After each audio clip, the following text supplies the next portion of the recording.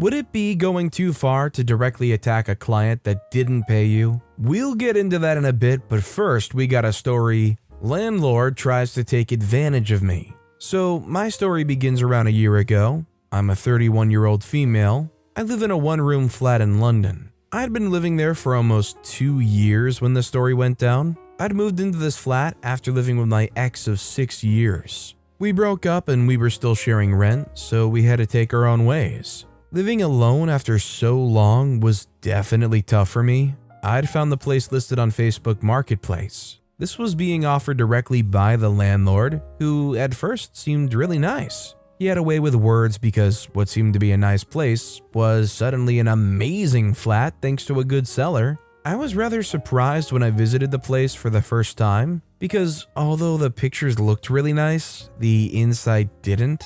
The building was in a middle-class neighborhood, and this certainly isn't what you would expect from a place here. The flat itself was exactly like the images showed. It looked like it'd been remodeled not too long ago, so everything was looking nice, clean, and new. He offered me to get the flat unfurnished, but that would have been a massive pain in the bum at the time, so I took it as is. I moved in soon after and settled in pretty quickly.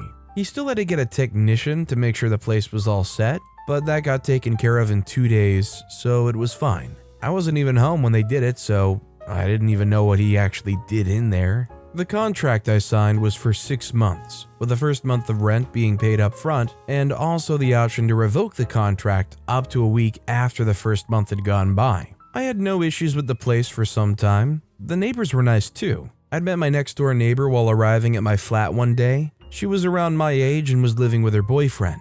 I had some issues with my shower right around the 1-month mark living there, and the landlord was super helpful about it. Given how good my experience was there, I decided to go on with the contract and stay there for the next 5 months. I eventually became pretty good friends with the chick next door. I remember her telling me about her previous neighbors, aka the people living in the place before me. It was a couple, which surprised me because it was already a tight space for just me and my things. Apparently they didn't get along as much as we did, but they had some tough times with the place and the landlord. That was what eventually led them to leave this place.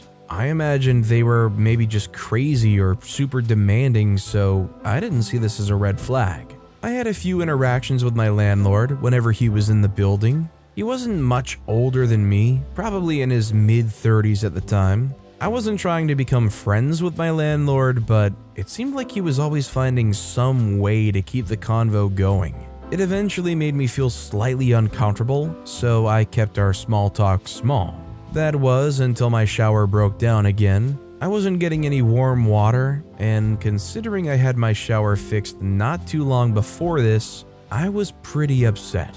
I tried insisting to him to help me out, but it was him who was ignoring me now. Not long after, I was also having problems with my stovetop. Since my landlord kept on ignoring me, I got my dad to check the place out to see what might be the problem. It was actually an issue with the gas, and that was something only the landlord had control over. My dad helped me out by also making sure that he made the landlord aware of the problems with the flat. The intimidating factor of this finally made him do something about it. The gas issue got taken care of. There was also a problem with pipes that got taken care of, sort of. Because not long after, maybe 2 or 3 weeks, there was a really strong smell coming from the bathroom. I asked my neighbors about this issue. I asked them if similar stuff had happened to them, but they said no.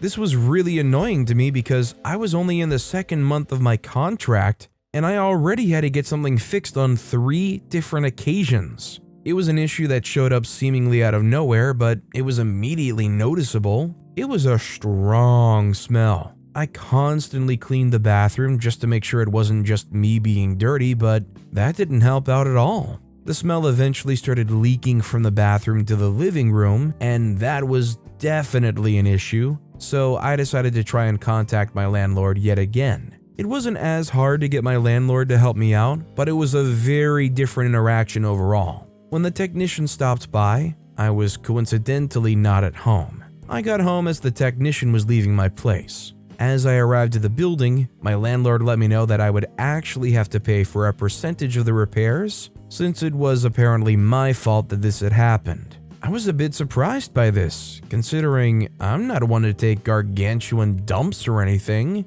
I wasn't sure how this could have been my fault. I protested the decision, but he continued to insist that it was my fault, and that because I'm a woman, I don't know what they're talking about, and therefore shouldn't be complaining. They had passed on the bill to me, where they explained the repair and what I would have to pay. I showed this to my dad in hopes that he would either prove my point and confirm that my landlord was trying to get me to pay for something that wasn't my fault, or just confirm that it was actually my fault and I would have to pay for it. Basically, I just wanted to get rid of this uncertainty. Turns out it wasn't my fault at all. And considering what he had seen the first time he tried fixing my shower, it was probably just caused by old parts and lack of maintenance. At this point, I wasn't even sure what I could do about this bill. I could have paid it, but it really upset me that he was trying to take advantage of me. I tried negotiating with this newly acquired knowledge provided to me by my dad. He insisted he wouldn't charge or revoke it unless I did a small favor for him. He clearly had ill intent with this proposal, and I immediately knew where this was going, so I got pissed, slapped him, and walked away. The problem had already been fixed, so I just decided to ignore my landlord for a while and see what he would do if I just never paid him for it. I noticed something for the next few days as I went to sleep. For some reason, there was a laser-like reflection coming from my TV stand, or at least somewhere close to it. I ignored it at first because I thought it might have been the reflection of the red light that comes from the TV, which indicates when it's on or off. However, after seeing this every single night for a week and a half, I was starting to get pretty upset. It's not like it was stopping me from getting sleep, but it was just an ick that I picked with that light that had me really upset. I took to myself to research what this might have been. Unpleasantly, a lot of the results I found were talking about the reflection being caused by a possible hidden camera. One way to find these is look for a reflection caused by a light source being pointed at it. This seemed to make sense, as the light on my TV was actually on the side of the stand next to an outlet where the reflections seemed to be coming from. Upon further investigation, I was able to confirm that there was in fact a hidden camera there. I was shocked. After all, I did everything in my bedroom. Yeah, like every normal person on the planet. I get changed in my room, I do stuff in my room, and a camera being there was a massive invasion of my privacy. There were only two possible scenarios in my mind as to who might have put the camera there. One of them was that the people who previously lived here installed it without telling the landlord about it, and they simply never removed it. The other scenario was the landlord installed it without me noticing and had been spying on me since. I don't like to claim so, but I'd say I am an above-average attractive woman. Considering his attempt to get me to do things to get the bill issue settled, it seemed like the latter was the more likely scenario.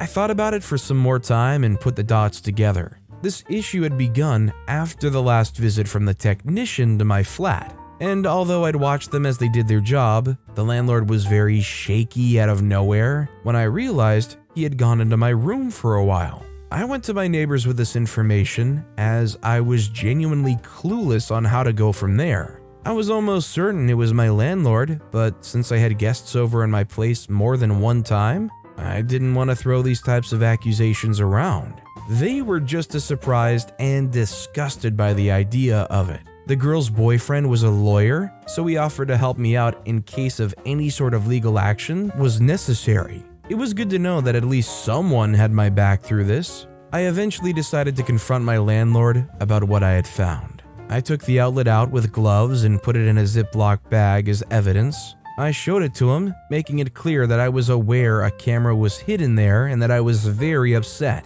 He tried to disregard the problem, claiming it could have been done by anyone who had gone into my flat. He also thought it was a good idea to bring up the unpaid bill again, and told me that if I didn't pay it, I would be evicted and fined for breaking the terms of the contract. I had no idea what terms he was talking about, because I was still focused on figuring this whole camera situation out. He once again tried getting intimate with me and thought I'd suddenly be all down to have sex with him just so I would pretend nothing had happened. I stormed off. I knew I wasn't going to let this slide. Guilty of the camera or not, I was tired of my landlord's attitude, and seeing that he wouldn't be open to talking about it without hitting on me, I decided I would take matters into my own hands. I went straight to my neighbors and once again told them about my interaction with the landlord. I told them I wanted their help, and they were both glad to do so. I straight up asked this guy what was the most screwed up way I could get revenge on him, legally or illegally. He mentioned that there's a few ways that a landlord can get in trouble with government institutions. Most of them have to do with health codes and violations of these. Something not a lot of people are aware of in the UK is that whenever you start renting a property, your landlord needs to provide you with a gas safety certificate. As its name indicates, it's a pretty big deal, and it's actually considered a criminal offense to not be given one when you rent a property. I had no clue this was a thing, but my neighbor was well aware of this. He had actually confronted the landlord about it, but they agreed not to say anything about it in exchange for a discount on his monthly rent. I had no interest in getting a discount, so I could actually use this against him. So we started from there and started scaling up our plan until we were certain we could get him into major trouble for his actions. Some of you might be thinking, well, you could have just moved out and moved on from the situation, but obviously that wasn't possible considering we were at around the 4-month mark of me living there, and I had no intent in paying the extra fees and fines of leaving before the contract ended. At the same time, I didn't think it was right to pay this guy 2 more months of rent and pretend nothing happened, knowing very well he had been spying on me and tried getting intimately close to me on 2 different occasions. We had managed to get in contact with the repair company that works with our building, and further tried to get in contact with the same technician who visited my flat to fix the smell coming from the bathroom. We did this to confirm with him if the damage was actually somehow caused by myself. He confirmed exactly what my dad had mentioned, which therefore confirmed that it wasn't actually my fault and that I shouldn't have been made responsible for the payment of these repairs. We had something else up our sleeves with the technician, but I'll leave that for the final reveal. For our next plan, I would try and provoke a reaction from my landlord. Only this time I would have at least a witness who could help later. We created said scene where both of my neighbors were witnesses of my landlord trying to sexually harass me in the building lobby. It took an emotional toll on me, but I knew it would be worth it in the end, as I'd put the bad guy in his place. Once we had sorted everything out, we finally started to execute the last part of our master plan. I reported my landlord to the health and safety executive. They're the ones who would take care of the lack of a gas safety certificate. I then also reported him to the police for harassment using both of my neighbors as witnesses of the last event. And as if that wasn't enough already, we got the technician to not only testify about how my landlord tried charging me for something that was not my fault, but also to act as a witness to seeing my landlord put the fake camera outlet in my room. Not long after, a lot of cops started coming by to ask me and my neighbors some questions. It's not like we were making the stuff up. These were things that all had genuinely happened. We just found a way to have evidence of this to put against him. Due to this, there wasn't much he could really do about it to defend himself against our accusations. He faced jail time for burglary, installing the camera itself in my house, invasion of privacy, and sexual harassment. Also, after being under all of this investigation, the building itself was inspected again to see if there were any other health violations. There were. The place had barely gone through any maintenance, and instead, he only made sure to make the place look nice on the surface, while everything was crumbling behind the scenes. This case was eventually taken to court, and he was eventually sent to jail. How long? 10 years. Even if that sounds like not too long, he would still be registered as a sex offender. Basically, his life was kinda ruined. Just like his building, he seemed like a nice guy at first on the surface, but once his true intentions came to light, I wasn't going to allow this guy to take advantage of me. So yeah, you're welcome, mate. I think it's safe to say a criminal like that deserved every second of that jail time and more. Also, hi, I'm Steven, and if you're a fan of these nuclear revenge stories, why not hit that subscribe button down below? That said, our final story of the day is attacking client for no payment. Alright, so I'll give some background info first. I, 26-year-old male, graduated a few years ago from the university after studying comp sci. I'd always been very interested in cybersecurity and white hat hacking, so I took it into my own hands to learn about it with a few of my friends from uni. After lots of sleepless nights and countless hours of try to hack me, we had a decent grip on the subject. We eventually decided to start a cybersecurity consulting firm together. We all saw this as a good opportunity to make good money. Plus, who wouldn't like to hack people with your friends for a living?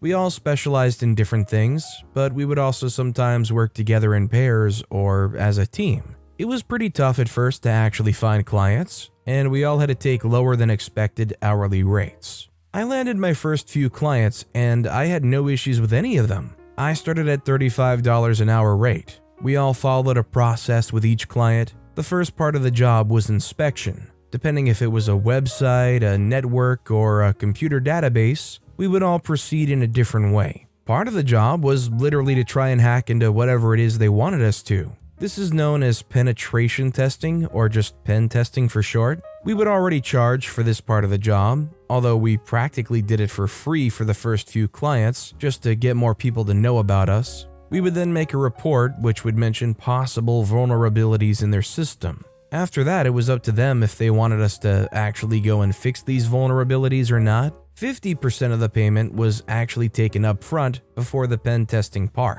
After that, if they wanted us to continue and fix the problems, we would take payment once the job was done, plus the 50% price agreed on beforehand. If they only wanted us to do the pen testing, we would take the rest of the payment once the job was done. I received an offer from a client who showed interest in going through the entire process with them. That obviously means lots of hours of work, which was great for the stage of the firm at which we were at the time.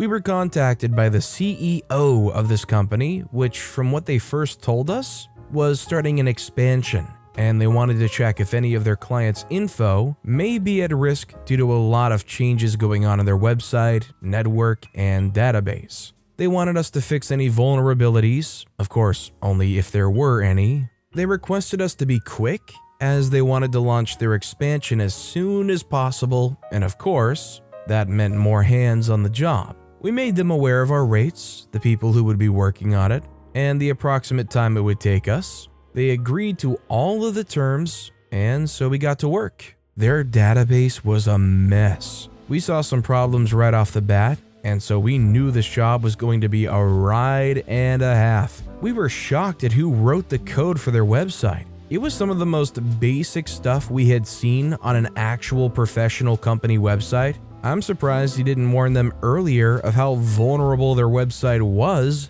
considering they had pretty sensible information on their hands. Good thing they came to us to help.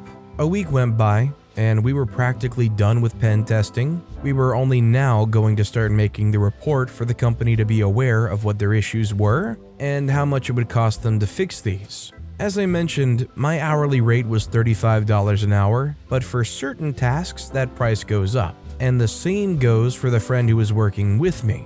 It was definitely going to be a long job, which meant it was also going to be expensive for the client. We assumed they were aware of this, as we mentioned our prices and how we work, to which they agreed several times. After showing them the report, we were told we did a great job and were encouraged to keep on working and move on to the repair stage. We had already received the upfront payment of around $600. Knowing that they wanted us to continue working right after receiving the report, we did exactly that and simply included a breakdown of the time and costs we were expecting the job to take on the report. After all, we were still working with a deadline, and no time should have been wasted. We were working with a third person given the time constraints, and we once again notified them of this and the extra fees that would come with it. They weren't too happy, but it would have literally have been impossible for us two to finish all of it without some extra help.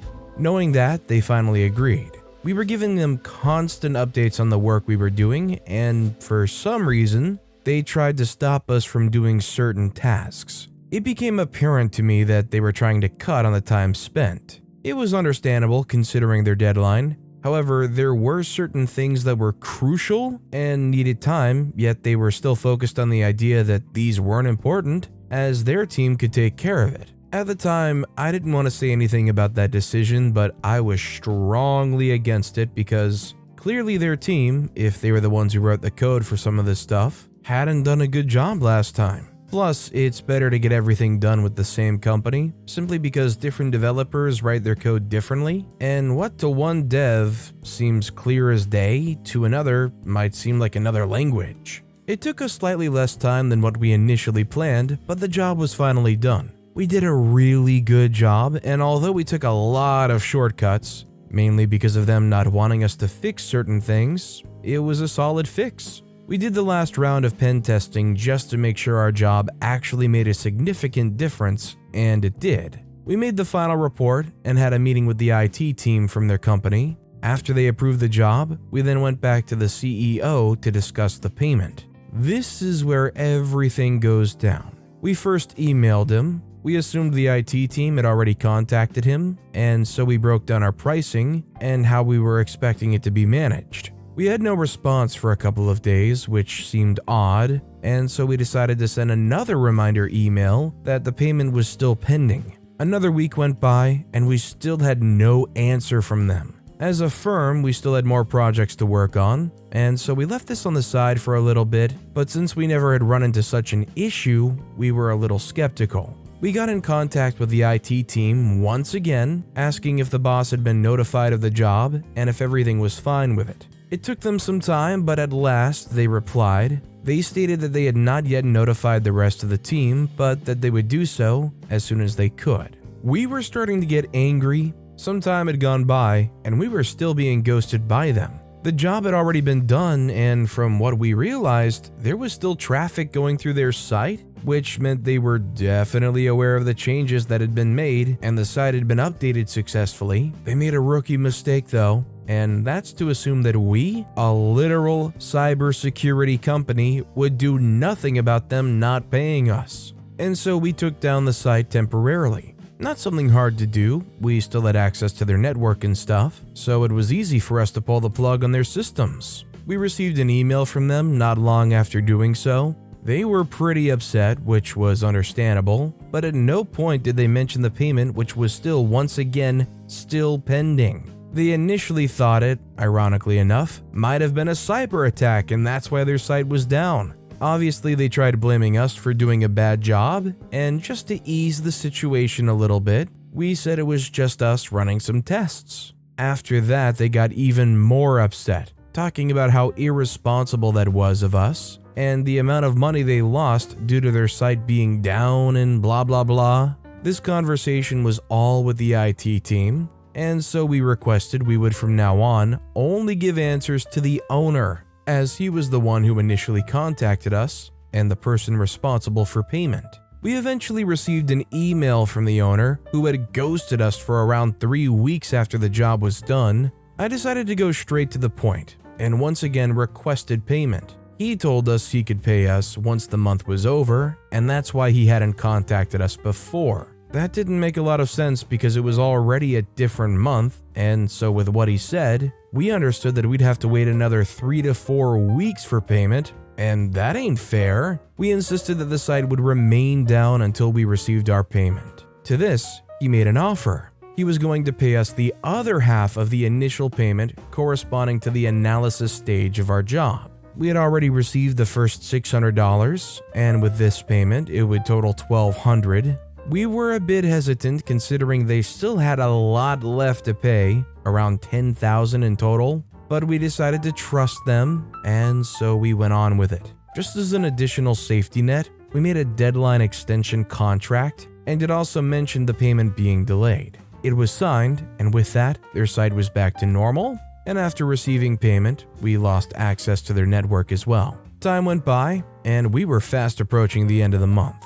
I sent a reminder email to them a week before the deadline, just in case. They sent a short reply, which simply stated, "Received." I sent another one the day before, and the entire team was ready to flame them if they didn't have the payment ready. We scheduled a video call with the owner on deadline day, but he never showed up. We were tired at this point of constantly begging them for payment. They were incredibly unprofessional, and so we had no other choice but to take legal action. We sent them a final demand of payment for services letter, including a breakdown of the amount owed. We didn't add any late fees because we were being nice to them and insisted that this was the final opportunity for them to make the payment. We heard from them not too long after, and they were really mad to say the least. They started by telling us right off the bat that they wouldn't pay us for the job because we didn't do the job they requested us to.